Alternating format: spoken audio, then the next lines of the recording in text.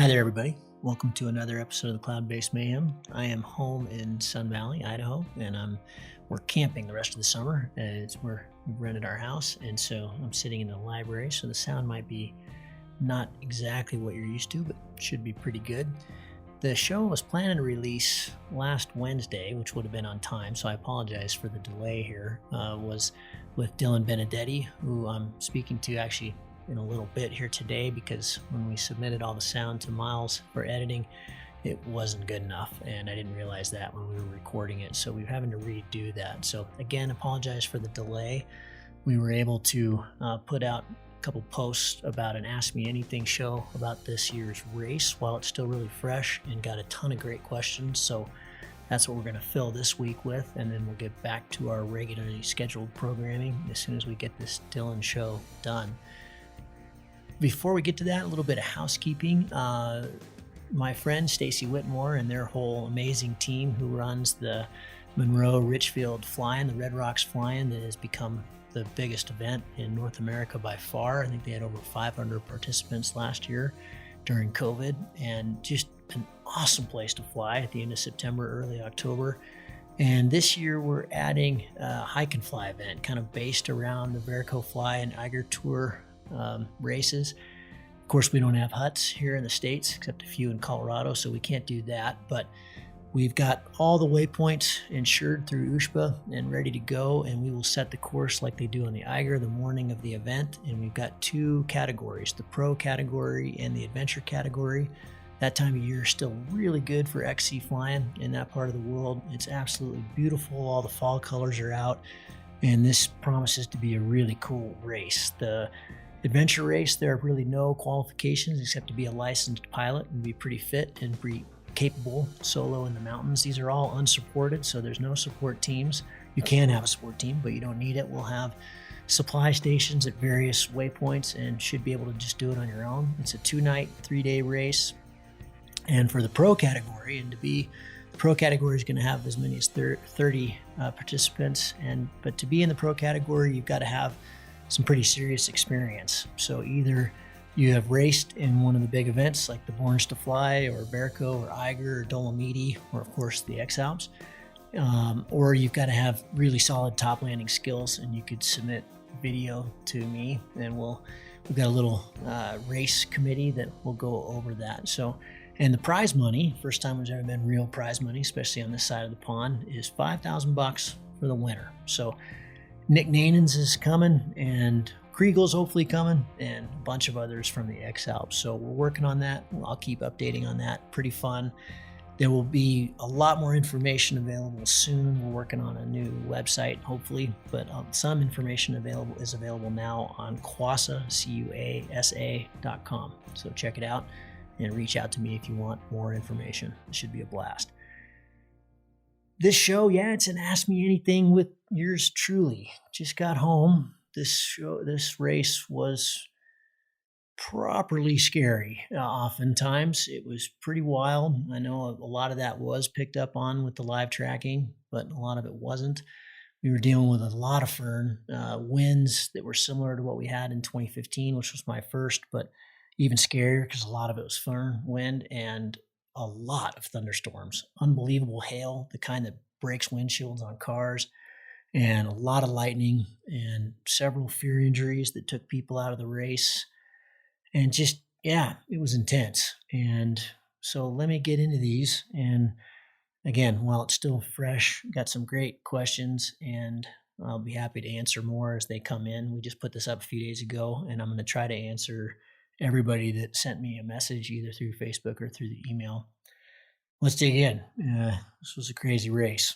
Alan Plattner asked, he said, actually, this is a long one. I apologize. My question is about the race format. It looks as if a number of pilots got injured or had close calls because of bad flying conditions, but it seems having no fly days makes no sense when the athletes are spread all over the Alps. So I wanted to ask your opinion on changing the race format. For example, the route could be split into 5 2-day segments. The start of each segment is the end of the previous segment. At the end of these 2-day periods, all athletes are taken to the start of the next segment. Athletes who don't make it to the finish of a segment would get negative miles. Athletes who go beyond the finish would get positive miles. At the beginning of the last 5th segment, athletes would start based on their mile balance. The advantage would be the athletes stay closer together, so no fly days would make more sense. Also, it could be more exciting for the athletes and the fans to have everyone fly close together. So let me take this piece by piece. The first is, can they close it down? And the answer really is no. And because of that, we're just too spread out and the abilities are pretty close, but what might be totally flyable for one person isn't for, and might not be for another. And that's just a personal decision. So in this rate, this was the first time I've ever seen a possible race closure. And that was at the Geisberg when we were down in the Mozart Platz. It was gusting over 50 up on the Geisberg, and Christoph came to the athlete committee, which is myself and Tom de Dorlado and Kriegel, and said, what are we going to do about this if we get 32 athletes up there? And actually, it wasn't 32 because several people weren't able to make the start of this one due to COVID, but I think there was 28 or 29. And he said, there's going to be so much pressure and everybody's going to launch and it's not safe up there. And we agreed. Kriegel came up with an answer that if the 5-minute average was over 30K an hour, they'd close the launch. And if it was below that, then they'd open it. By the time we got to the Geisberg, the wind had really backed off and it was a non-issue. But from then on, we very, very frequently flew in conditions way over 50K an hour, way, way beyond recreational and obviously very dangerous. And it did take a few people out of the race for sure, mostly with fear injuries. But yeah, you just wouldn't be able to mandate any kind of thing like that. It really has to be up to the athlete and the pilot and what they're feeling at the time and their own personal decisions and their own personal training. So I don't think you can mandate that. As for switching the format of the race, this is actually something Zoom has been discussing for years. They've also talked about this. Until this year, Kriegel's always so far out in front that they've definitely talked about having it in stages, which would keep everybody together, make it a lot more exciting for the fans. This one was obviously pretty exciting because until day 7, until his breakout magic move, it was really tight. In the top 10, it kind of looked like it was anybody's game until he had that amazing flight in that really strong South Fohn and covered a lot of ground when Maxime and some of the others hardly went anywhere that day. So we'll get into that. So there's more questions about that later on in the show. But the problem is, forever and ever until 2013, I believe this race was, whoever got there, they'd leave it open for 48 hours. And then they changed it because that, the race could potentially take 17, 18 days to get there. And that's just impossible from the organizational standpoint. And it's impossible from the team standpoint. Many people have to get back to work. So they changed it to just 12 days. Now, there are some weird rules. If nobody gets there in 12 days, they leave it open for another 24 hours. Or if somebody gets there late on the 12th day, they leave it open for 24 hours. I'm not sure exactly how that goes. That's all in the rules on the website. But basically, it's a 12-day race. And if they do it in stages, they'd have to knock off a bunch of distance, which, for various reasons, they don't want to do that. They like to kind of keep making it harder and longer every time because the teams get better and faster. So we're not sure. That has been presented to them. The athlete committee is presented to them, and it's kind of up in the air. But as for now, I don't really see that changing. But it's a great idea. Next question's from my friend Philip Bethke. What happened in the first 2 days? Yeah. Team USA had a really terrifically bad start, and that was new for us. We've always had good starts in the other 3 races.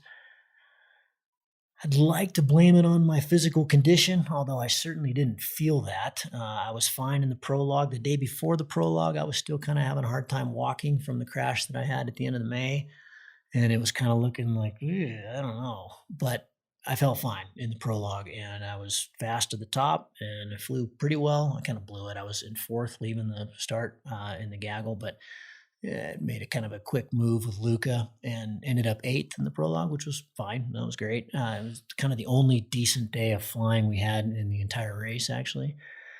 Yeah, felt fine from that standpoint in the beginning of the race up till about day 6 until I started taking antibiotics. I was still really fighting this bad flu that I had when I went over there. And I can't say that it really affected me physically. I just was coughing up lung cookies like you wouldn't believe all day and all night. So that couldn't have been good. And it certainly, once the antibiotics kicked in, it was kind of, this is how you feel when you feel good. So, but I didn't notice that was affecting anything. It was basically just that nothing we did worked, and it wasn't bad decision making necessarily. It was just I just wasn't making the moves in the air, and every time we'd get to a launch, it just didn't work. I was just totally out of cycle with the sky and the sun and the aspect. And from the very beginning, when I launched, I think I launched seventh or eighth off the Geisberg, and everybody was together there. Base was really low. There was a ton of stratus and cirrus that day, and quite a bit of wind. And when the first fleet left, I was right with Kriegel, just cruising around at the start there. And when the first fleet left, I was 15 meters lower than everybody else, and I just it was going to be a really slow, struggly day, and I didn't want to be impatient, so I waited. And then when the second fleet left, same thing. I was a little bit low, and then there wasn't many of us left. There was Manu and Theo and a few others.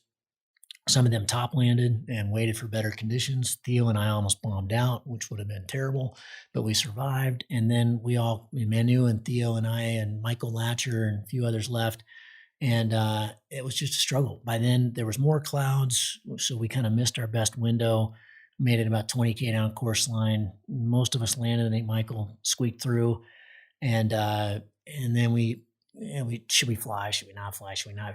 Some of the people in front of us had bombed out in this kind of pretty treed canyon.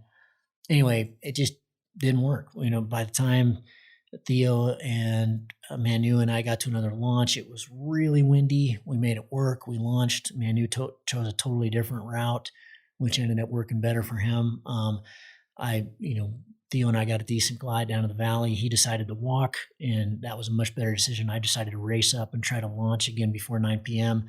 and launched in a ton of headwind and almost went backwards on course line. So that didn't work out, and nothing did the next day either. I think the next day I did 8 flights and almost 5,000 meters of ascent, and it was over 100 degrees. And most of them were just sledders or just trying to survive. And so, yeah, it just didn't work for us in the beginning. We slid way back. That, of course, makes it harder because you're working a lot harder. And the third day was, again, pretty hot. And then we started getting the thunderstorms that afternoon, getting into Achental. Did make up a bunch of ground that day, as we did in the subsequent days. But, by then, the damage had been done. So it was disappointing. At the same time, we knew it was a long race. We knew other people would hit airspace and make mistakes and bow out of the race. And to some extent, we were able to really claw back. I think we made up ground on pretty much everybody but Kriegel for most of the rest of the race. We had, some days were better than others, but I was super proud of the effort and incredibly proud of the team. Everybody stayed wicked optimistic. We had a blast. That was always the goal, was just to have fun and come home safe and stick with the process and stick with our plan, which we always did. And sometimes it worked, sometimes it didn't. Alejandro, so many things to comment on. Can you talk about airspace and all the mess that went on with the pilots infringing it or not? And also about the issues with some pilots and turn points on the Prologue. Let me tackle that first. Yeah, airspace has really become a problem in this race. In the beginning, they only really cared about the big ones, the CTRs and that kind of thing, but complaints. But because the race is so public, they've really got to adhere to airspace. And then now they just care about more and more and more, all the parks and the no landing areas. And I mean, there was just hundreds and hundreds and hundreds of airspaces, and they were switching them on us right up until the start. And this makes it really tough. You got to update the Flymaster. You got to update your phone. You got to stay on top of it. Some are open some days and closed other days. Like when I went through the Rhone Valley, the wings of the CTR at Sion airspace were open. You could fly through them. On other days, they were closed for others. And that's what Theo hit. I'm not sure if he hit the CTR or one of the wings, but yeah, it's just something you really got to be on top of, and you really need someone on your team. If you're not really good at airspace like I'm not, you need somebody on your team like Revis, who's really good, and he could update my stuff on the fly. He was constantly sending me new files before I'd take off about stuff that I needed to worry about, and others that I didn't, he'd remove. So if you don't have that, it makes it pretty tricky. The other thing is having a great setting on your phone. If you use something like Fly Sky High, you can have a side view which shows the airspace in front of you, and if you could be over it or under it. So I've never had trouble with airspace. I've never hit it in any of the races. But many people did. And yeah, it's a huge bummer, and it's a real mess, and it's becoming harder and harder for the organization to handle and also deliver to us in a timely fashion what we have to worry about and what we don't. So it gets people every time. And yeah, it's a bummer for sure. But yeah, I don't see that really changing.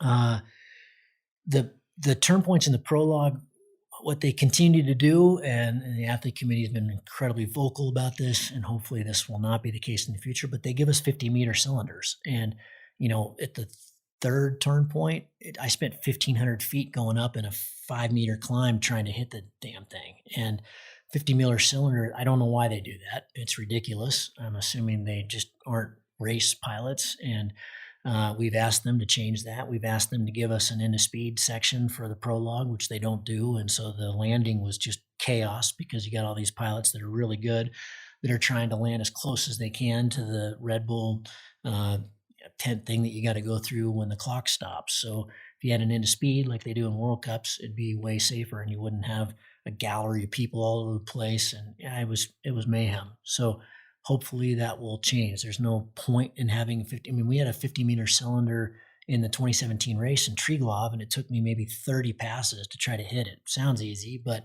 when you're really struggling on a super stable day and you're barely surviving and you're trying to hit this thing in the air, and your instruments are obviously, there's lag time there.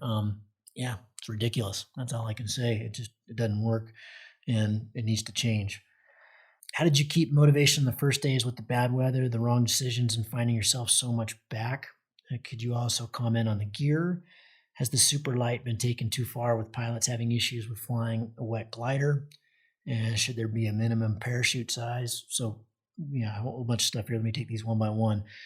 Motivation, I didn't struggle with too much. I mean, for sure, it wasn't the start that we wanted. But like I said, it's a long race. Things are going to happen.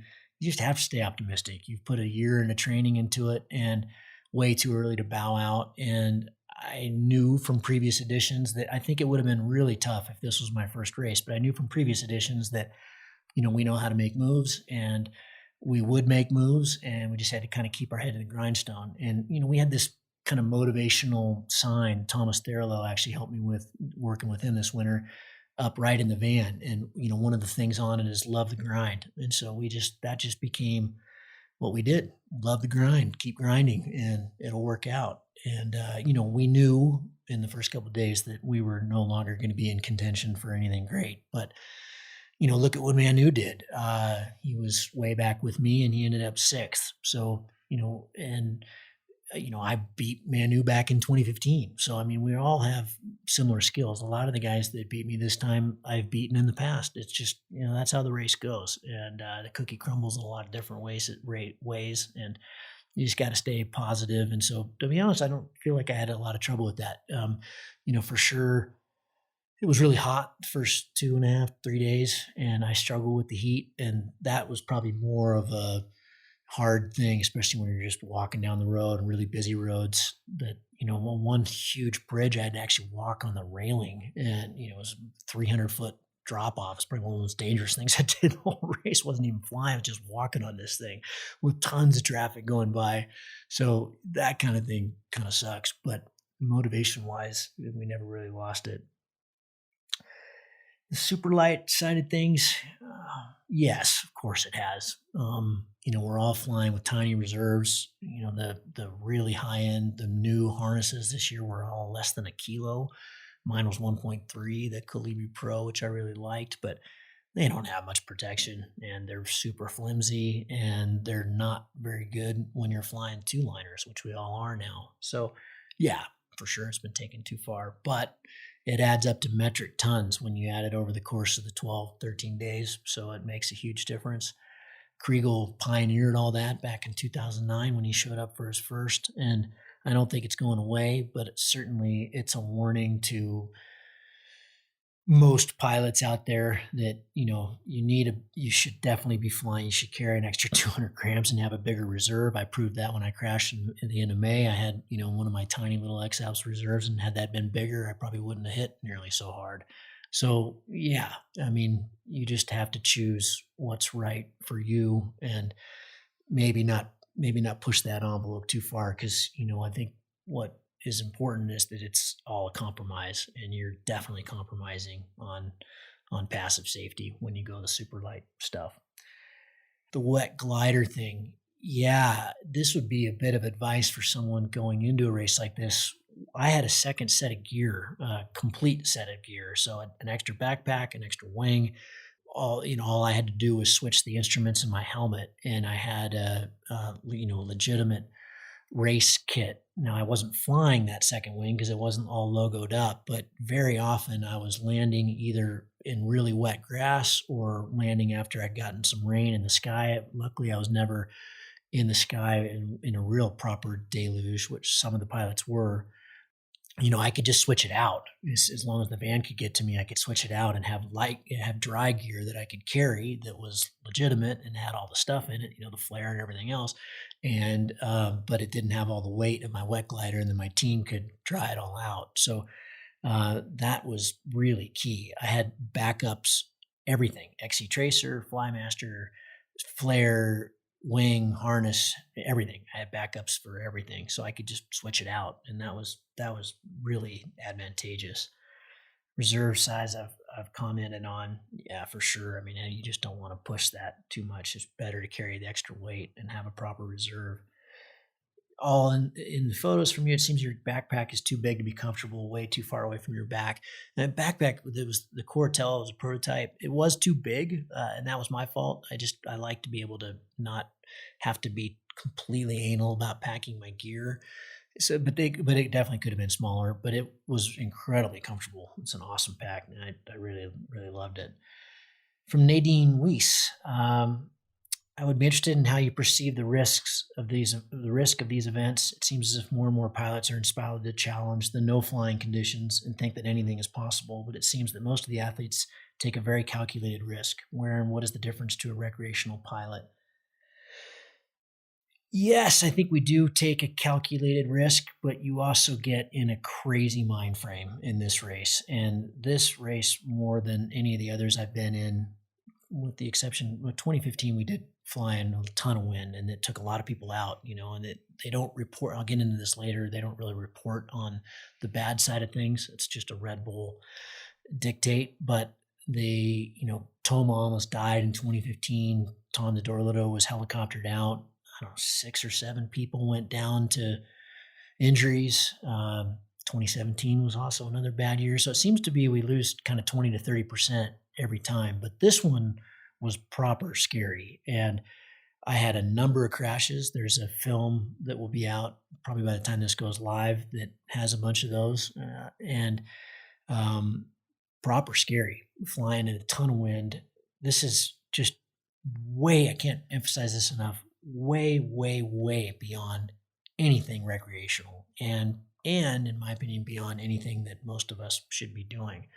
Even X-Alps pilots, maybe with the exception of Kriegel and Maxime, but Paul, he doesn't seem to mind. Aaron, they don't seem to mind really extreme conditions, but it's vastly extreme. And some of the stuff we were flying, I mean, I was regularly flying in 50K an hour winds and pretty okay with it.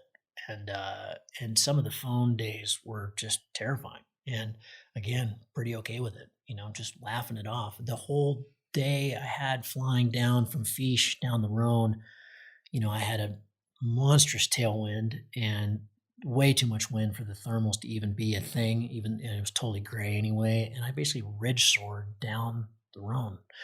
I just plant myself onto one of the kind of north-south facing ridges, and I wouldn't even need to turn. I just sit there and just take the elevator up and at full bar until I couldn't hang on anymore, and huck over the back and do it again and again and again. Slope landed when it was about to dump rain and hit out under a cow thing high, and an hour later I was back in the air, and it wasn't sunny, but it wasn't raining anymore, and kept going. And I would never certainly comfortably fly on a day like that at home, and most days were like that. And so going around Mont Blanc was even worse in a strong north Fohn day.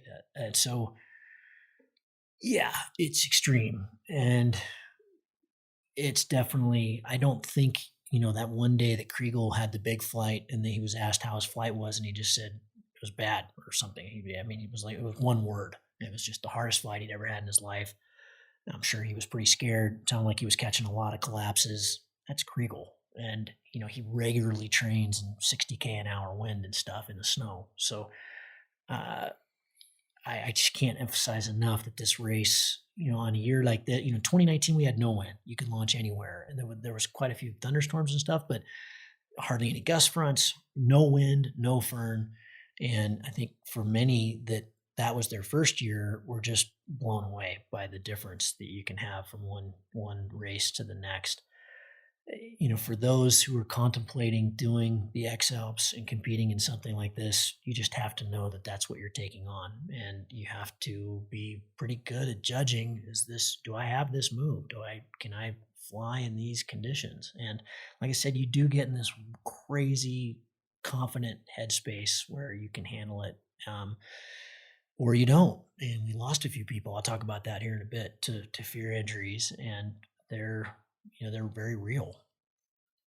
As far as calculated risk, I don't know how calculated it is. I'd like to think we're all taking calculated risk, but at the end of the day, you huck or you don't. And, I know Tom de Dorlado got to a few places really tall and decided it just wasn't flyable and walked down. And, maybe some of the other pilots would have decided it was okay. Certainly there have been quite a few times where it probably wasn't okay, and I launched and made it work. So yeah, carnage. There was definitely a lot of carnage in this one, like there has been in other hike and fly races. And again, I think that's just what you've got.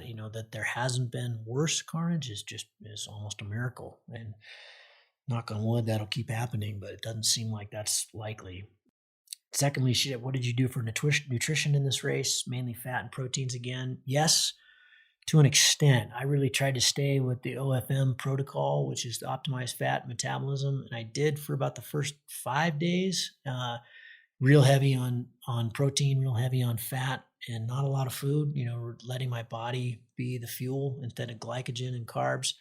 And for some reason, this race, that just wound down. I found that my brain wasn't working very well. And when I switched that I didn't really switch it consciously. I just started craving more. I started eating these huge bowls of oatmeal with lots of nuts and butter and milk in the mornings, and adding quite a bit more carbs, more pasta and that kind of thing in the evenings, and just started eating a ton more food. We didn't go that route in 2019. I kind of stayed with the OFM throughout. And this one, it just didn't seem to work as well. And so we started adding more carbs, and my brain started working better. I definitely started racing better.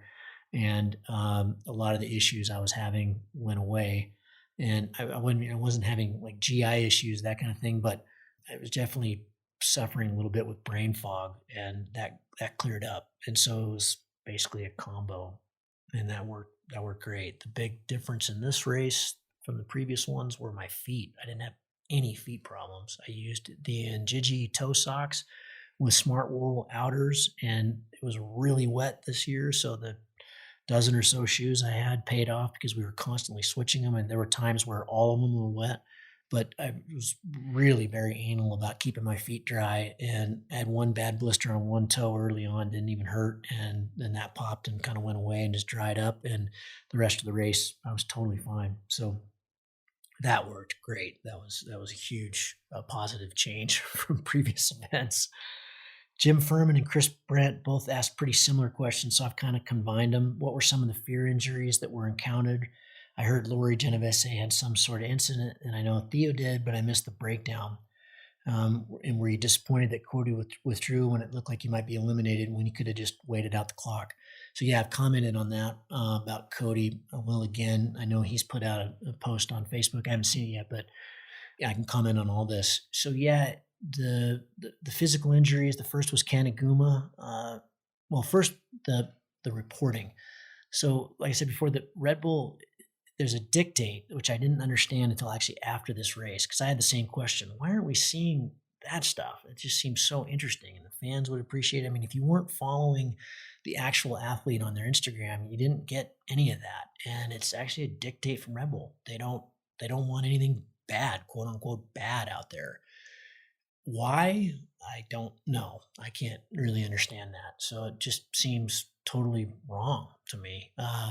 But that's what they do. So I encourage you in the future to just follow the people you like on their Instagram and or Facebook, and you'll get more information. But the first major injury was Ken Aguma, the Japanese pilot.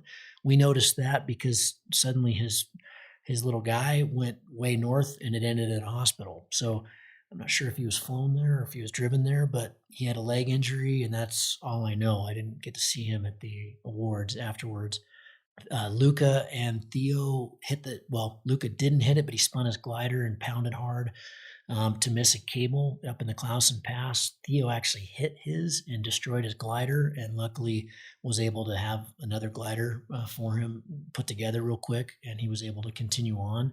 I can't comment if he had a fear injury or not, probably not knowing Theo, but he did a really good post about it. He said it was the scariest thing that had ever happened in his flying career.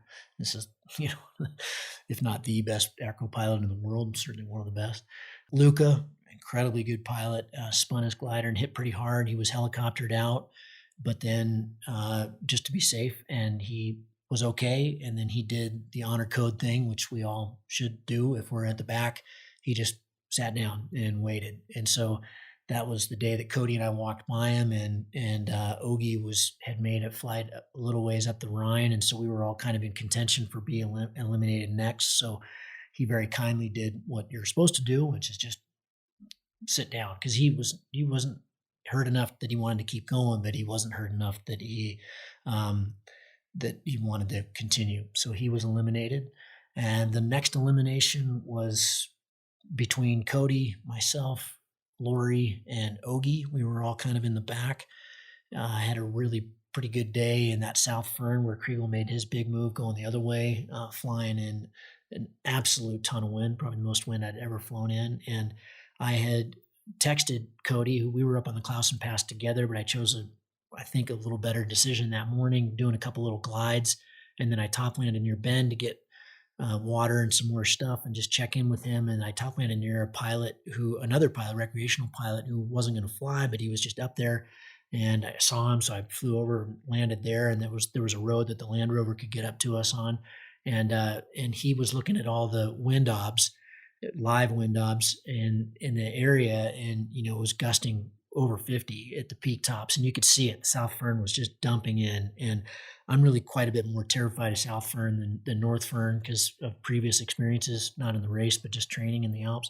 And I had to get up to the Rhone to get to Fiche, and that exposes me to the Andermatt Pass where Lori was and where she sat most of the day, and also the Arolo Pass, which is one of the major breaks that the South Fern can come through. So we really struggled with, okay, how do we get through here? Should we just walk? Should I try to fly? Should I stay more north, which is what we ended up doing? And you'll see in the film that I top landed on the snowfield up above 3,000 meters, kind of near Engelberg and near Titlis, which is where we were in the previous race. So I knew that area.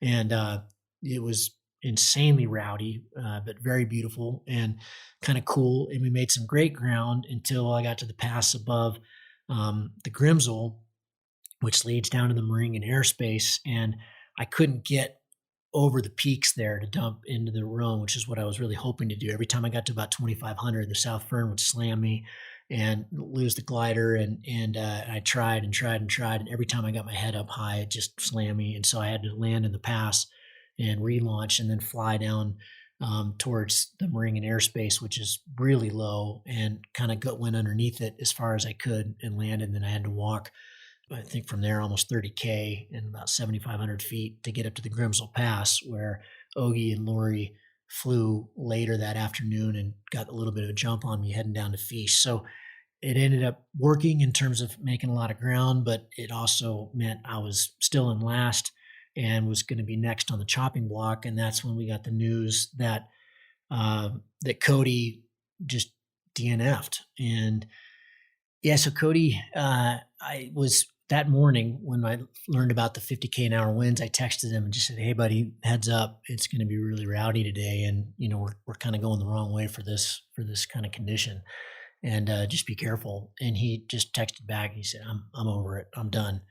And I didn't think to remind him that, when you don't DNF, just sit and hang out or just walk or, just be safe. And he'd had some pretty rowdy flights and just definitely was game over. He wasn't into it. I'd caught up with him at Santos the day before, and we had a nice flight together, and you could just tell his head wasn't in the game anymore, and which is totally understandable, especially considering some of the stuff that he'd been flying in. He'd been having a really good race, but yeah, he was just kind of over it, and I think he just lost the plot.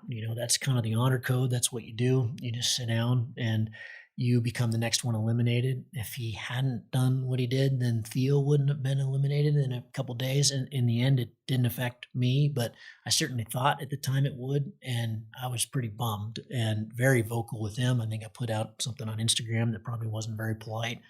But yeah, we were all bummed. And then it turned out that Lori, to answer the rest of this question, Lori, a few days earlier, going into Lermoos, she signed the board and she was having a really good race, went up, launched in a sounds like pretty proper thunderstorm and a lot of rain, and her wing went parachutal and she was right over big high tension power lines and through a reserve. And luckily that worked. It put her in the trees instead of the power lines, but then it took quite a while to get her out and get her rescued. She went back up. I'd heard 3 times. I never got to ask her this personally. I don't know if it was twice or 3 times, and bombed out and just didn't get anywhere. And so had about the roughest day you possibly could. Lori's an insanely good pilot, really good World Cup pilot. And like I said, was having a great race and super inspiring, and just, freaked her out as it did with Cody. And so when I was kind of on the chopping block, couple days later, going into Fiche, it was going to be the next morning was the elimination, or maybe it was that morning. I can't remember. She and Ogie were a little bit ahead of me, and she sent me a text as I was taking these little glides down the GOMS down to get down to Fiche early in the morning, that I didn't have to race anymore, that she was just going to sit and wait it out. So she did what you're supposed to do, kind of the honor code thing, which we all know to do. And that was very kind of her. I caught up with her in Fiche. I was a couple K behind her at that point and signed the board. We had a nice hug. And I think that was a very good decision that she made. It didn't get any better. It got a lot more rowdy. And so, yeah, she had a great race. Hats off to her and everybody else. But yeah, that's what happened to Lori and to Cody. I don't know, Theo certainly had a really bad day when he got dead to Osh. He'd hit airspace the day before, maybe the same day. And so that was going to hit him hard with the 48-hour penalty. But he also stayed stationary for a long time. I think also the weather was terrible where he was, even worse than it was for some others. And so I'm not sure if it was just a weather thing or if he was just over it as well. I never got to ask Theo about that. Olivia asked, I would like to hear more of the breakdown of the incidents, the reserve throw, the power lines. Yeah, so I've just covered that with Lori. Some of the other incidents, I don't actually know more about those. I can certainly comment on mine, and I will do here in just a little bit. Davis Straub, it seemed like the race commentary was a bunch of happy talk, but then Kriegel just mentioned a bit about how dangerous things were, rotor and collapses. Please link to where the real reporting was going on for the Red Bull X-Alps addicts. Yeah, like I said, this is disappointing. And I've taken it up with some of the journalists, and, Cross Country Magazine had this thing, Red Bull X-Alps Unvarnished. I was doing calls with him in the first few days of the race, but it didn't really work that well. So I don't know if they kept that going. I know they did one with Tom Dodor-Ladeau as well. Tom just put up a podcast on Red Bull Adventure. It was about 30 minutes that I listened to yesterday. That was great. It kind of had audio from most of the days of his race, so you can get some more from that. But the best commentary, honestly, was from everybody's Instagram. Some people do that a lot, like Paul and Kriegel and myself and Tom and some others, Manu. He had some videos on there landing backwards in a lot of wind and a lot of valley wind and stuff. So that's the best place. I have critiqued this and talked to the race organization many times. I find most of the reporting to be pretty puff piecey type stuff that's centered on the sponsors and not on what's really going on. And I can say that now because I'm not doing it again. But yeah, I think a lot of the reporting, frankly, is pretty weak and certainly could be a lot better and a lot more real. And that's a bummer. What about the training that Kriegel does? prepare for this race, flies in high wind. Does anyone else do that? Yes, I certainly do a lot of it. I know many of the others do a ton of it. He's obviously the best, and he was the one that introduced all that, flying behind cornices to find out how much wind you can actually fly in the lee.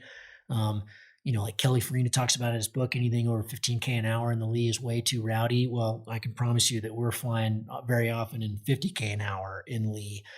It's not recommended. It's absolutely gnarly. It's incredibly dangerous, but it's what many of us had to do, or if not all of us had to do over and over and over again. So I think many train for it, but sometimes you just have to stick your nose in and see how it goes. It can be pretty scary. Any thoughts on official wind speed limits?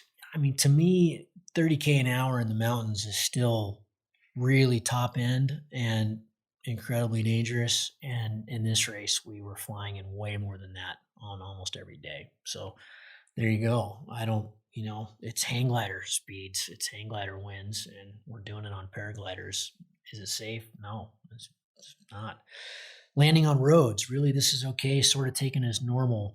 Yeah, we all land on roads. There's video of me kind of crashing into a little small tree, and people asked why I didn't land on the road. What you can't see from the video is until that moment, it had been really busy and there was no shoulder whatsoever. And then there's train tracks and power lines on one side. And so I just chose what I felt like was the safer option of landing in these trees. And there was a little bit of grass and it wasn't too bad. The way I did it, maybe I think I could have helicoptered in there better just by, doing really controlled deep stalls, really almost fly back and then letting the wings snap back into position, which the climber does incredibly well. You can almost just take it straight down like a helicopter, but I chose the way I did, and it worked out, but it could have been certainly worse. Spun it because I had to right before just to not hit a tree, caught that, and then landed. So, but very often I landed on roads 4 or 5 times in this race, and you just have to judge that from the air. Many, many, many times, that's literally to get 200 or 300 more meters. And that kind of risk is, I actually crashed pretty hard coming into Fish. I mean, I didn't make it into Fish, but a few K short of Fish. Literally, I had a huge field that I could have landed in, and I was trying to get another 200 meters and ended up coming in pretty hard on my butt on a rock that I didn't see, trying to clear this fence. My whole swoop thing didn't work as well as I did, and I kind of stalled the wing right before I landed. And that kind of risk I was really hard on myself about that. That's just unnecessary. So I think oftentimes it's literally just because there's nowhere else to put it in, or you've just passed up a pretty decent LZ, and you just want the extra distance. I mean, everything we can do in the sky is easier. So sometimes, yeah, I think it's pretty silly. What about the great dividing point when, as I vaguely recall, I don't seem to be able to use a Wayback Machine to go to the previous day on live tracking? Maurer, Pinot, Patrick, Cannell, and Outers, Benoit were all very close in front, and then Maurer just blew them away by taking a different route to the north. Yeah, I've got some pretty funny thoughts on this, although I wasn't able to confirm this with Kriegel. So the day Davis is talking about, I think it was day 7, Maxime was ahead about 20K, but they both landed near Visp almost in the same spot.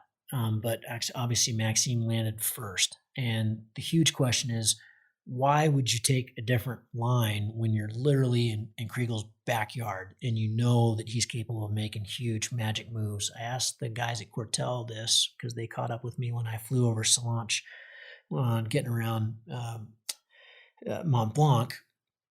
And, I just said, did he just fake them out? Did he do what Kriegel often does, which is, probably kind of walked slowly and let Maxime go because he knew Maxime would. And Maxime headed up to the Simplon, and Kriegel stayed in the Rhone. And the next day just had that massive breakout flight. So on that strong South Fern day. So, if it's South Fern, the weather's going to be better in the north, but it's also going to be pretty rowdy. And he stayed on the north side, which is going to give him the best chance. So you're not totally in the lee, of course, stay on the south side, but had a huge day. And why didn't the others do that? Obviously everybody's looking at their own weather stuff, and, it's it's all a gamble. In some ways, it's a coin toss, and I'm sure the thought there was that if you could stay on the south side, you're going to be in a better place to make distance more safely. But of course, you're going to have lower base and maybe more rain and that kind of thing. And that's exactly what those guys got. They got a lot more wind. It was pretty unlaunchable. Most of them walked, and Kriegel had the huge day. I think in retrospect, I'm sure Maxime wonders why he didn't follow Kriegel. Just wait, slow down. It's just not in our DNA. You hit the ground, you pack up fast, and you start moving. And I'm sure Maxime thought that he could make a better move there. But yeah, I'm sure he'll be kicking himself for years on that one. I think that this race enforced yet again, the talk at the beginning is always, is this going to be the year that Kriegel gets taken down? Certainly this was closer than any. I mean, he's never been under this kind of pressure. He's always gotten out in front, stays there the whole race. This one was really tight until that day. In fact, most of the time he wasn't even in the lead. And so, but he's going to make a magic move, and he once again proved it. And for him to get in there in 9 days, just absurd. Or any of those guys, all the top 5 that made it, just unbelievable performances. And hats off to him. It's incredible. The weather that we were battling was unbelievable, and that those guys made it is just, it's so epic. Terry Hansen, what do the athletes think of not ending in Monaco? And do you think the future of the race will also not end there?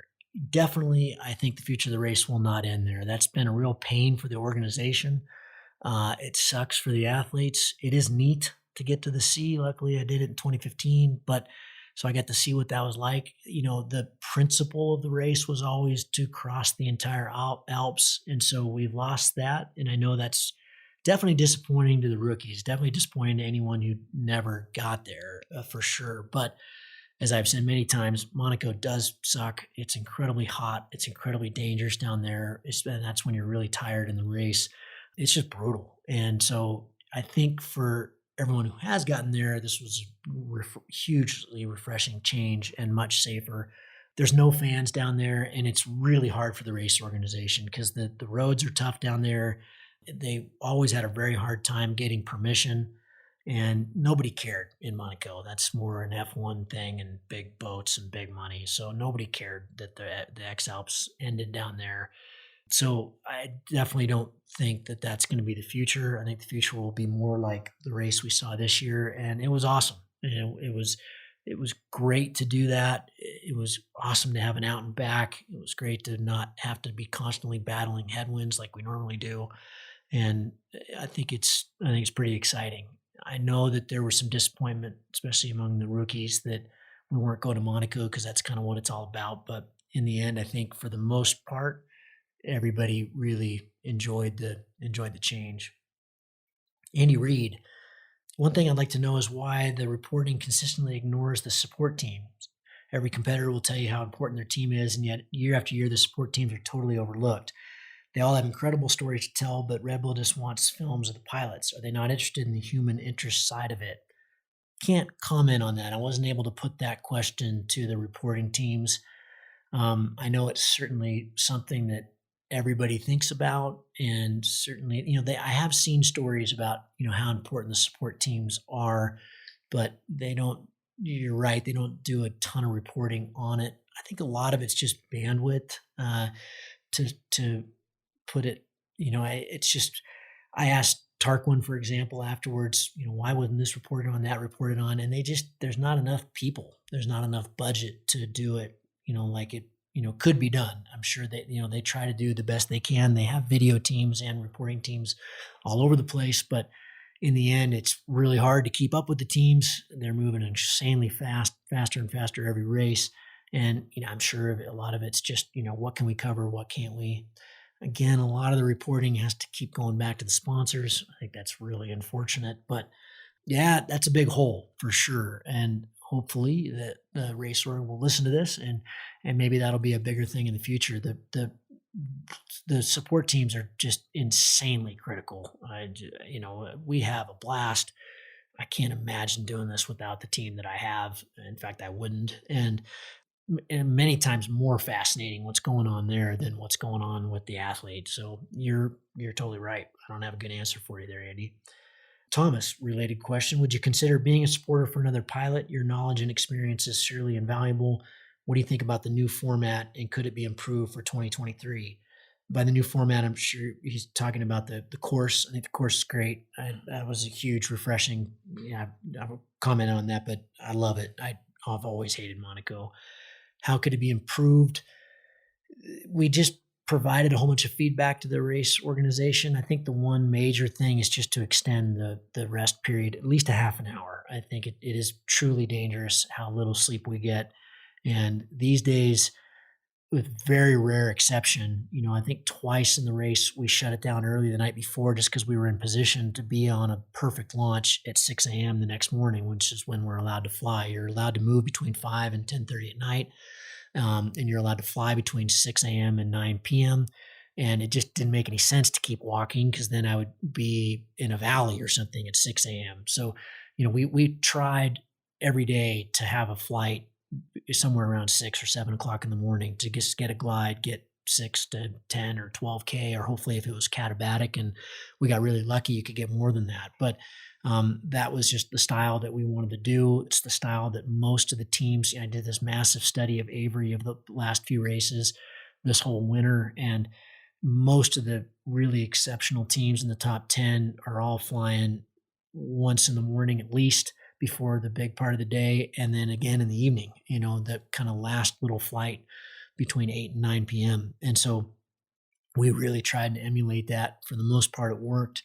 Sometimes it was a big win. Sometimes it would have been better just to walk. But I think it's important to do. And so those were twice, I think, in the race, we shut it down before 10:30. Otherwise, because we were in position like that. Otherwise, it was start at 5, go to 10:30, as a lot of especially the teams at the front did. So if you lengthen that rest period a half an hour, I just think it'd be a lot safer. Other than that, there's a lot of things that they could do that I think would make it more entertaining, like having the stage race, that kind of thing, more like the Tour de France. But, as I mentioned earlier, there's challenges with that, and I'm not sure that's going to really happen.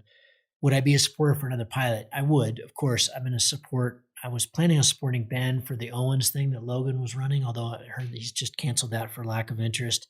If Ben ever decided to do something like the X-Pier, I would support him in that. My hesitancy is that I wouldn't be great. I wouldn't be like Revis or Ben or the other members of my team, just because I'm not very technical. So I'm not very good at the computer and the weather stuff like Revis is. And I'm not very just military in terms of diligence and organization like Ben is. I mean, I'm up at 4:40 in the morning. I have a quick bite to eat that Revis has made me, and I grab my stuff and I go. And all my instruments are on. They've been charged all night. My watch has been charged. My instrument, everything's ready to roll. And Ben is doing that on no sleep. Those guys get less sleep than I do. And so I'm just not very pedantic. I'm not very thorough. It's not my personality. So I'd have to really work at that. I think my experience would be helpful, but from the pilot side. And those are skills that aren't very easy to pass along. The person I'd be supporting has to have those skills ingrained and have them anyway. So I'm not sure I'd be great at it, but of course, if somebody asked me, I would. But only my team. It's a insanely hard endeavor. It's very, very time consuming.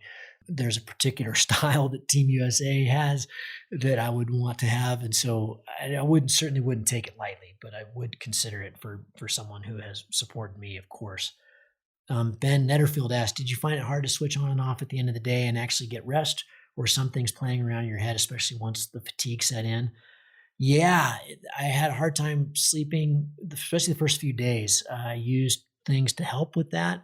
Nothing like Ambien, but, various supplements. I used this stuff from Onnit called New Mood, and I used Finibit that Revis would give me, and I used melatonin and just things to kind of quiet down for the first few days, especially day 2, you're kind of, or sorry, night number 2, because you're not the night right before the race, but the second one. I try to bank as much sleep as I can in the weeks before the race, and that might just be lying down. They've proved that you don't necessarily need to sleep, but just lying down, relaxing, meditating. I do that as much as I possibly can before the race starts. And I've sailed around the world a couple times, so I'm pretty good at sleep deprivation. This whole race, usually those guys have to like shake me awake. And this whole race, they'd wake up and 10 minutes later, I'd be up and out of bed, working on my feet, having some food and be ready to roll. I was just excited. I was excited. I was stoked. I was really excited to catch up and just keep grinding. And I was kind of in it the whole time. So I don't think I had too much trouble with that. Yeah, it is an issue. After day 5 or 6, I mean, when I would have dinner, I would just fall asleep in my bed. In fact, well, one of the questions here that we're going to get to is one of the funniest things that happened. And one of those was I fell asleep when Revis was making dinner. This was one of the times where we were able to shut it down early because we were in a good position for the next day. And Revis kind of shook me awake and he said, "Okay, it's time to go again." And I thought it was the morning. They were just playing a joke on me. And, I'd slept for 20 minutes and I thought it was morning. Oh man, really? Geez, that didn't seem like a very long sleep. And I kind of rustled out of bed to get going again. And they were just cracking up. "Here, buddy, have a beer. Dinner's ready." After a while, you get so exhausted, it's pretty easy to sleep. And I actually had really good rest in this one. Next question from Ben. Having had the crash not long prior to the race, when coupled with some brain fog, did you notice any moments or days of decision-making were a bit haphazard? Yes.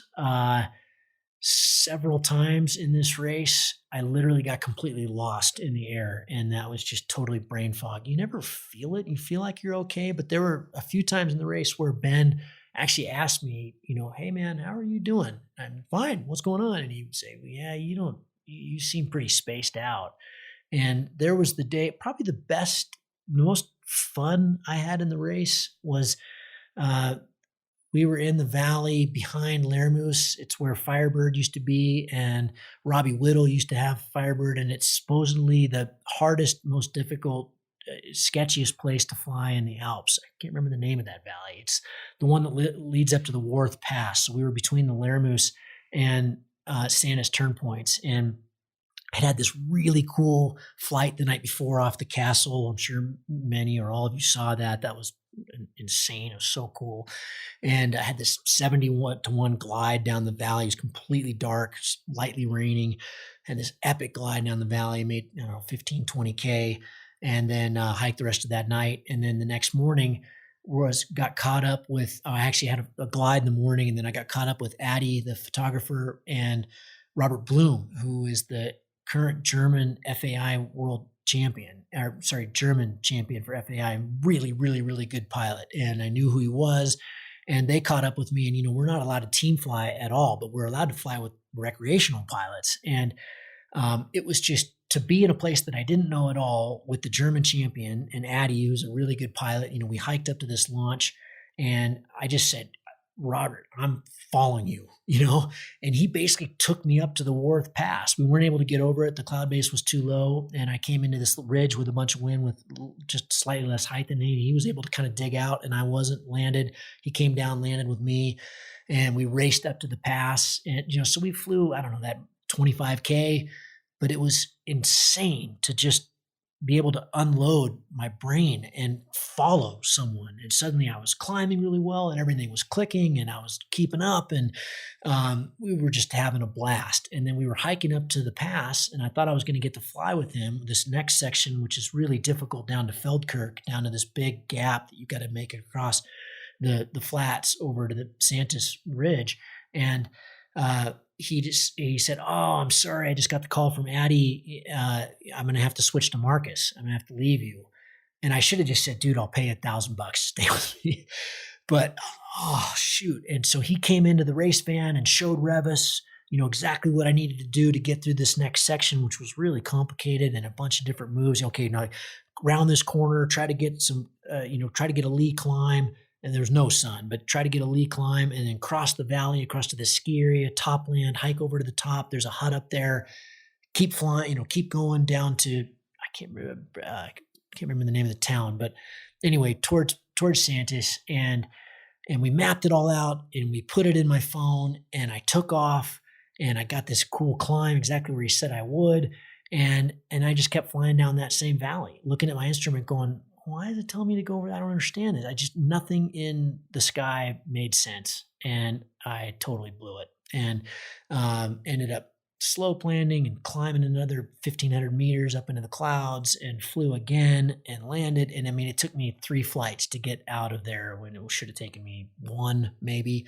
And who knows? It's hard to say. And Revis really thought it ended up working out pretty well, but I just got completely lost, just totally blew it. And that happened several times where I just couldn't read my phone. And yeah, pretty funny.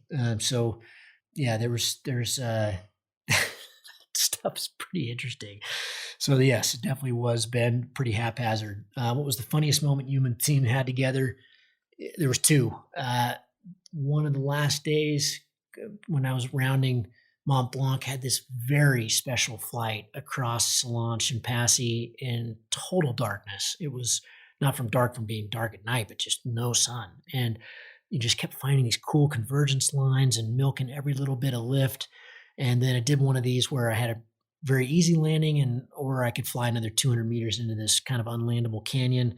Flew back in there, of course, as we do. And there's this little tiny field with huge trees. And I just had to arc it up on a wingtip and come in with a ton of energy. Thought I had the camera on and had it off. And so when I landed, I turned it on. And just as a couple horses approached me, and you got to watch the film. It's after the credits. This is a little 7-minute film we'll put up here very shortly, and it'll crack you up. I'm not real big fan of horses, and they were really a big fan of me. And the other ones, when I just told you, they woke me up in what I thought was 4:40 in the morning to get going, and it was just because I'd fallen asleep while Revis was making dinner. But we had a lot of very funny moments. Most of them I can't repeat on a podcast because they involved a lot of language and a lot of pretty funny stuff. But we had a blast. A to Z. It was always fun. Those guys are really good at laughing at me and making fun of me, and that keeps everything pretty light. So yeah, it was great. Stanislav asked, is it still fun, or when it went to the stage of only professional teams with huge number of people behind them can compete? In other words, is it still fun that the teams are getting so professional with so many supporters? I love following it, but it seems like even more ridiculously hard and impossible than before. That last bit is totally true. I think the top 10 at least teams, if not more, are insanely good, insanely fast. It's just a totally different game than it was in my first year in 2015. I keep saying this every time, but Will Gadd asked a question here shortly that covers some of this too. Most of the top 10 pilots are all professional pilots. That's all they do. They're test pilots. They easily over 300 hours a year. Somebody like Patrick is 500. Yeah, it's still a blast. It's still an amazing adventure. I still love it. This was very clearly going to be the last even before this one started. At my age and the amount of training I have to do, it is ridiculous. And even when I did all that, I had a really hard time hanging with those guys and those teams. And so, yeah, think about that long and hard before you apply to the X-Alps. I think, those of us that are on the other side of the pond, we're at a massive disadvantage just, unless you spend so much time over there training as I have, and I did before the 2015 race, but it's still nothing compared to those guys and those teams. And so it's still a blast. It's still the craziest adventure in the world. The race brings you to the most amazing places, and you find yourself doing the most incredible and at times stupid things, but it's magnificent. It's the most fun I know how to have. And, if you have a good team like we do, it's a blast. But yes, it is ridiculous. Trey Hackney, my friend in Wyoming, asks, I'd like to hear some stories about your top highlights, and the flip side, some scary moments or the most challenging situations, flying outside of the standard reasonable conditions, what that was like, and the physical reality of managing the glider when conditions are pushing all the limits. Yeah, I talked about this a little bit, but top highlights for sure. The flights, I got these little really cool flights between the Ochental turn point, the Kimsey turn point, and let's see, the Laramouche turn point when it just looked totally unflyable. Luca and I had this crazy flight out of the clouds, leaving the Kimsey, and then just went hundreds and hundreds of meters where you couldn't see very much, and then we both popped out and followed each other on this ridge line. It's just beautiful. It just shouldn't be working, but it was. And then the next flight, I didn't let the sun come out long enough and made it across the in valley, landed in a bunch of wind, and then Luca flew over my head and had a really big day.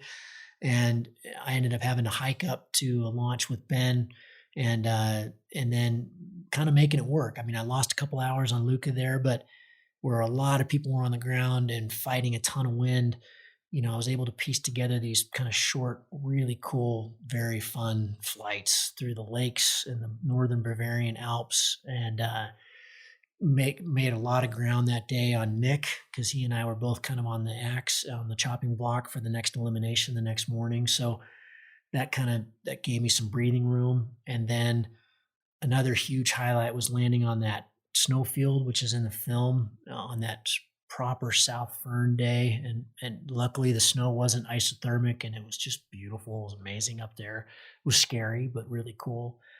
And then two huge highlights. One was the big day leaving Fish, and when Ogie bombed out, and I just made massive distance that day in the weirdest, we had a massive tailwind, which I'd never seen in the Rhone. You never get east winds there.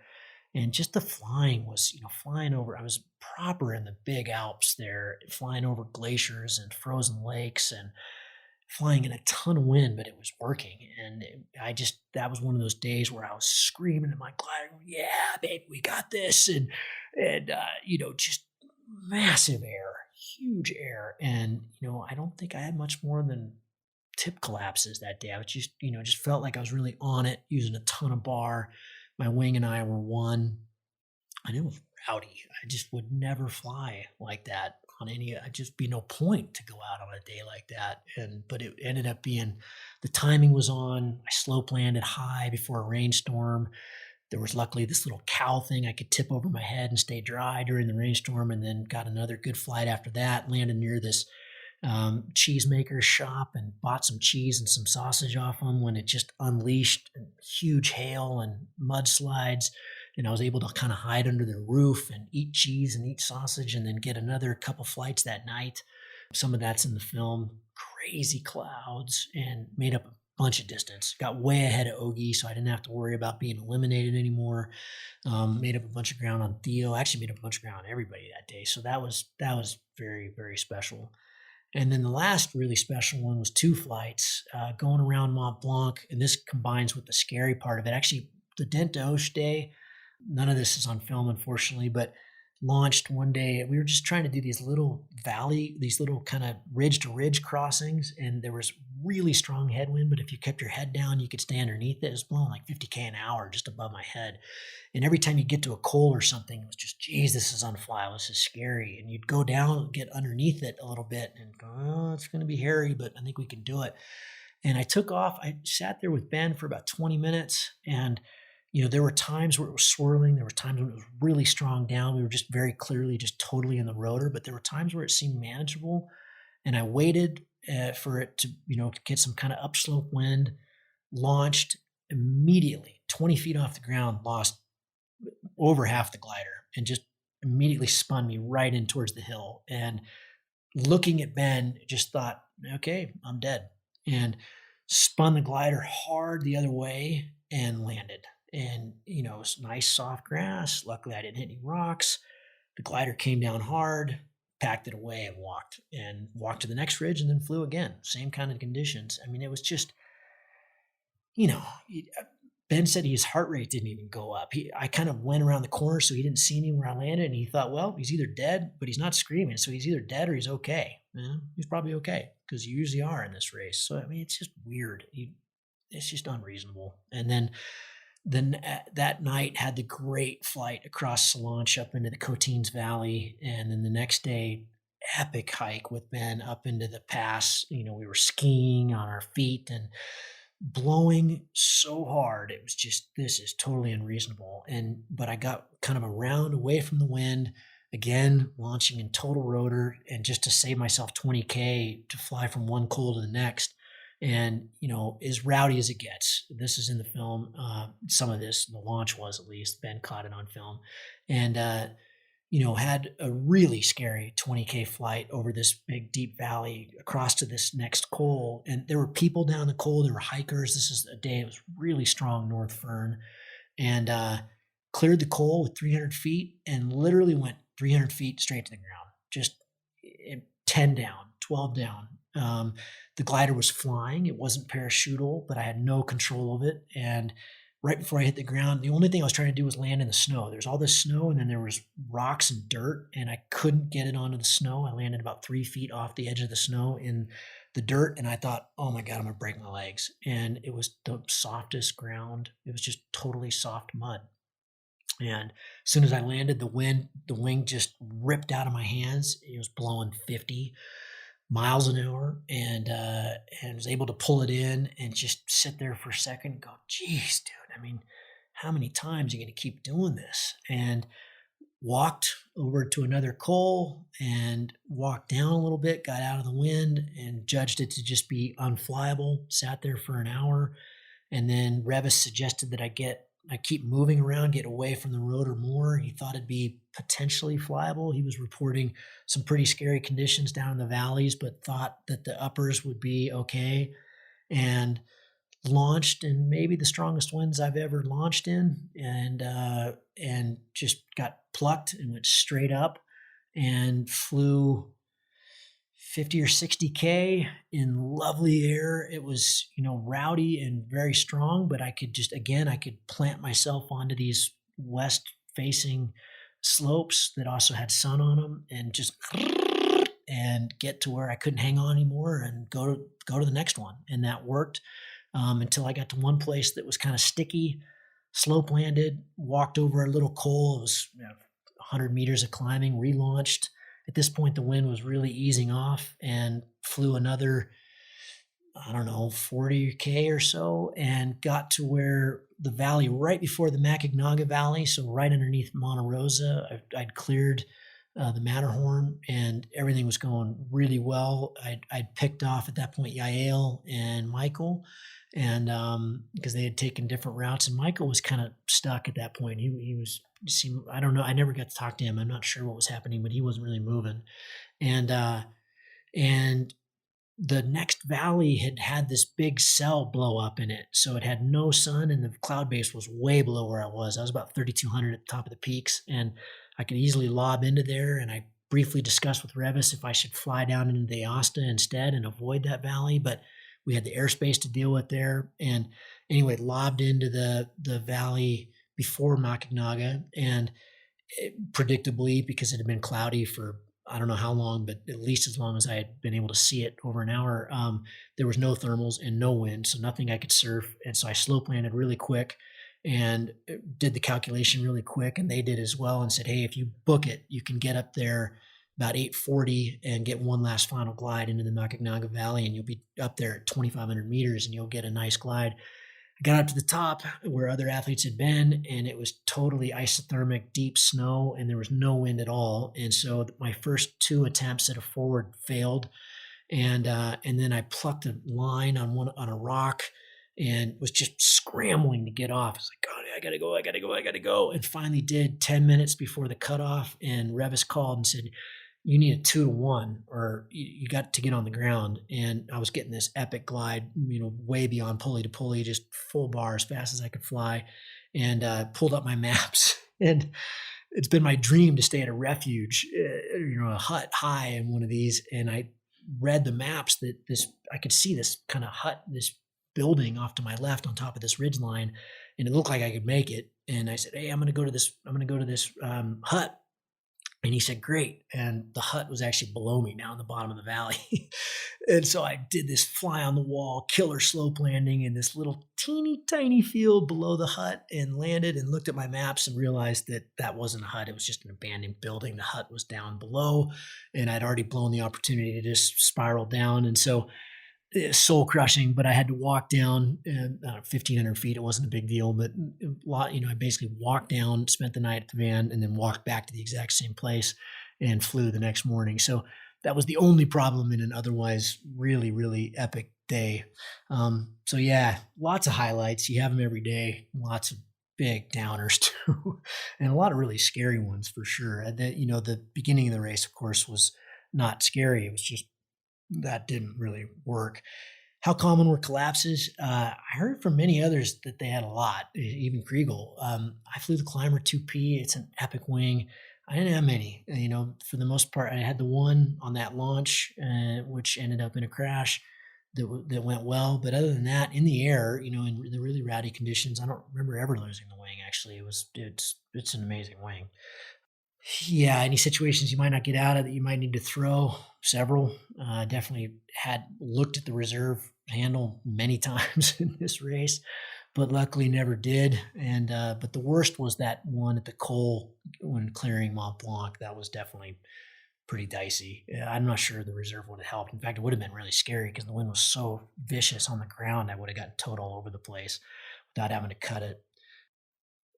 Would be cool to hear more and learn secondhand about the reality of flying in fully extreme conditions like this year presented with such high wind. Hopefully I've covered that. Any valuable lessons or insight you learned this time around about flying in strong rotor? Yeah, I don't know that this needs to be shared necessarily, but you can fly in a lot more wind than you think you can. But man, you're taking a lot of risk. And one thing I learned from Will on the Rockies Traverse is, of course, the safest place to be is right up in the terrain, like right on the terrain, right behind the rotor. This is what Kriegel's learned flying in the cornices and stuff.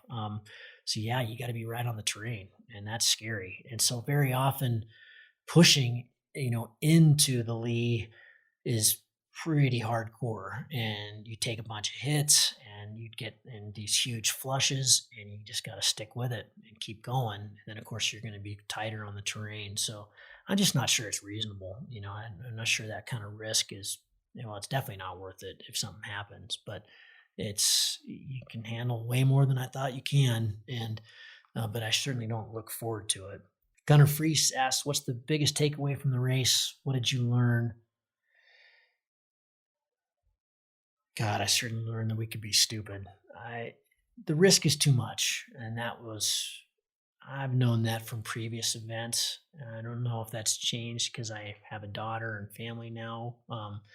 But like Will Gadd's experience, we're going to get to Will Gadd's question, which is the final one here next. But he felt like the race was just too much. It pushes the envelope too much beyond what should be comfortable, and that's certainly true in this one, in the 21 race. And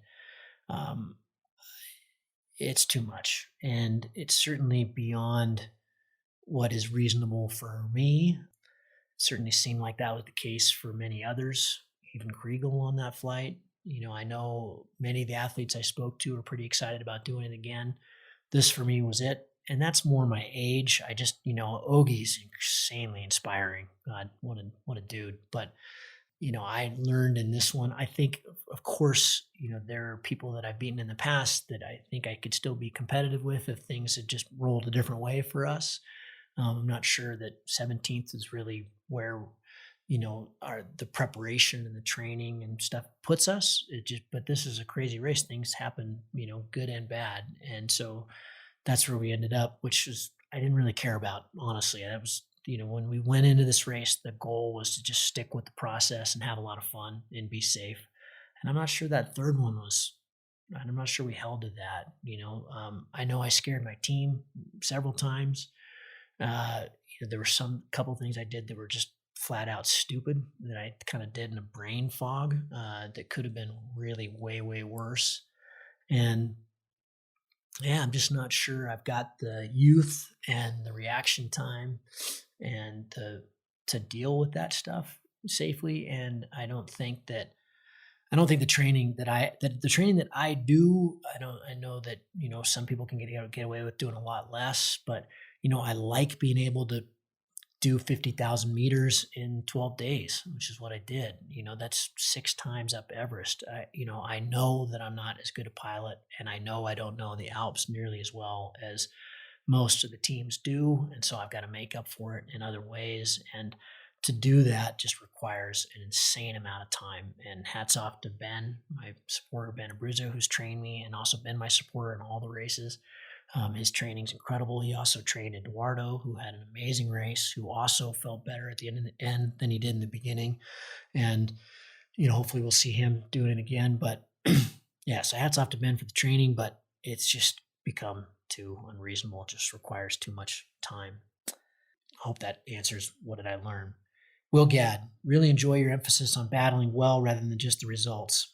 Question, almost every pilot in the top 10 is a full-time competition test sponsored pilot. Is it necessary to have test pilot 300 hours plus a year level skills to hit the podium in the X-Alps? I'll tackle that one first. Yeah, I think it is. In 2015, my first one, you could make big mistakes and make huge comebacks, and it was a very different race. It was still a little bit more of an adventure then.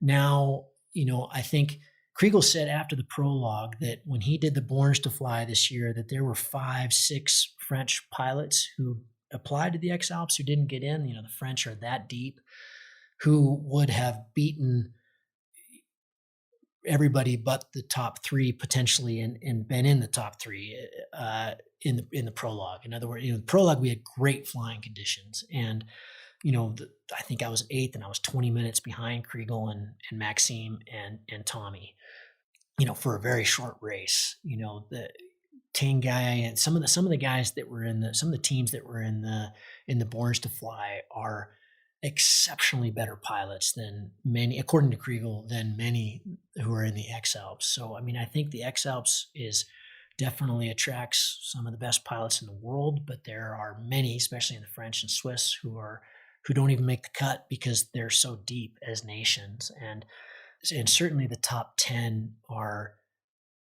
totally professional and at a completely different level. And, those of us who are 49 are just never going to catch up.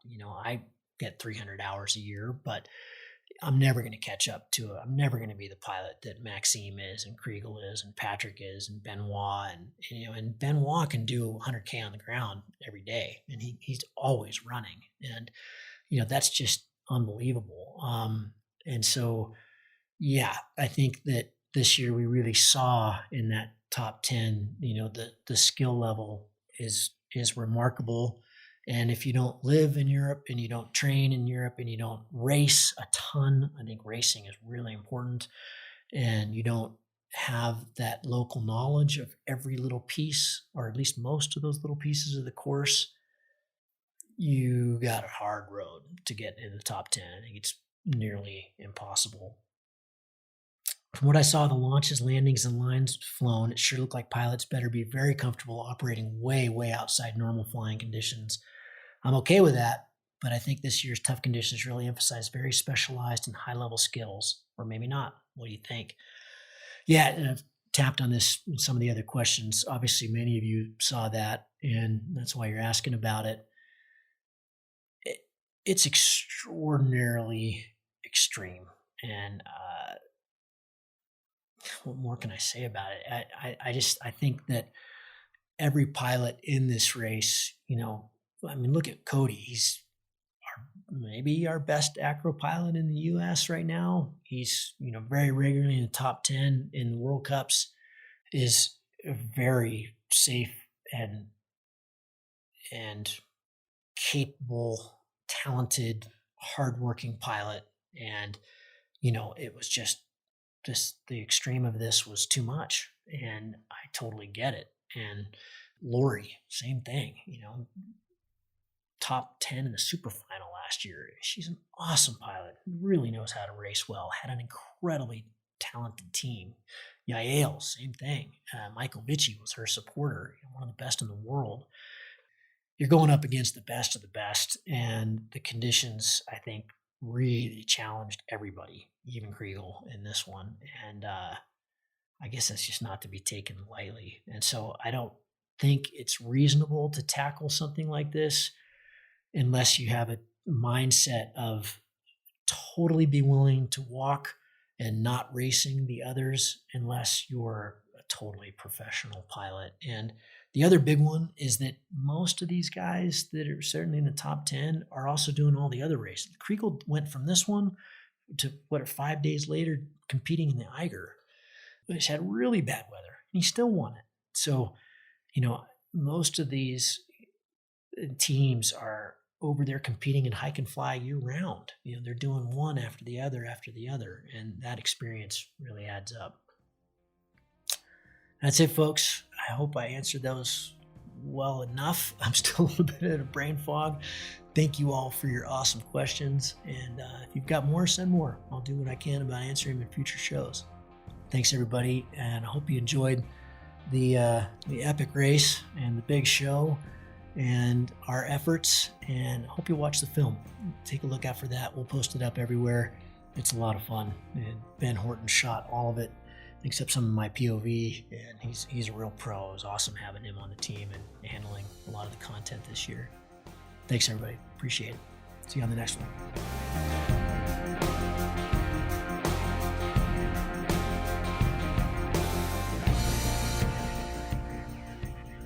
If you find the Cloud-Based Mayhem valuable, you can support it in a lot of different ways. You can give us a rating on iTunes or Stitcher, or however you get your podcast. That goes a long ways and helps spread the word. You can blog about it on your own website or share it on social media. You can talk about it on the way up to launch with your pilot friends. I know a lot of interesting conversations have happened that way. And of course, you can support us financially. This show does take a lot of time, a lot of editing, a lot of storage and music and all kinds of behind the scenes cost. So if you can support us financially, all we've ever asked for is $1 a show. And you can do that through a one-time donation through PayPal, or you can set up a subscription service that charges you for each show that comes out. We put a new show out every 2 weeks. So, for example, if you did $1 a show and every 2 weeks, it'd be about $25 a year. So way cheaper than a magazine subscription, and it makes all of this possible. I do not want to fund this show with advertising or sponsors. We get asked about that pretty frequently, but for a whole bunch of different reasons, which I've said many times on the show, I don't want to do that. I don't like having that stuff at the front of the show. And I also want you to know that these are authentic conversations with real people, and these are just our opinions, but our opinions are not being skewed by sponsors or advertising dollars. I think that's a pretty toxic business model. So I hope you dig that. You can support us. If you go to cloudbasedmayhem.com, you can find the places to support. You can do it through patreon.com/cloudbasedmayhem. If you want a recurring subscription, you can also do that directly through the website. We've tried to make it really easy, and that will give you access to all the bonus material, little video casts that we do and extra little nuggets that we find in conversations that don't make it into the main show, but we feel like you should hear. We don't put any of that behind a paywall. If you can't afford to support us, then just let me know and I'll set you up with an account. Of course, that'll be lifetime, and hopefully you're being in a position someday to be able to support us. But you'll find all that on the website. All of you who have supported us or even joined our newsletter or bought Cloud-Based Mayhem merchandise, t-shirts or hats or anything, you should be all set up. You should have an account, and you should be able to access all that bonus material now. Thank you so much for listening. I really appreciate your support, and we'll see you on the next show. Thank you.